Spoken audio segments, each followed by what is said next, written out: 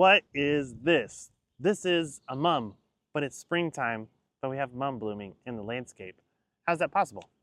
See, I told you guys back in the fall that once your chrysanthemum is done blooming, don't throw it in the trash. You can take it and plant it out in your flower beds and it will come back and bloom again the following year. And they usually bloom twice, which is what's cool about them.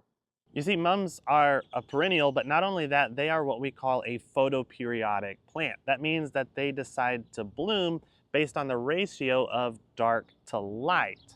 And that triggering moment that will allow these mums to bloom happens twice a year. It happens in the spring and in the fall.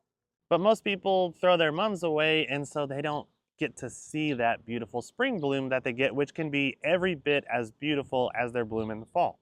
Now, once this plant is completely done blooming, which is usually around early summer or June or July, you can actually come in and give this thing a haircut. So what that would mean is you would take your scissors and go in and cut it about in half. And that's going to essentially restart it, and then it will grow and look beautiful again for that amazing fall bloom, which you bought it for the year before.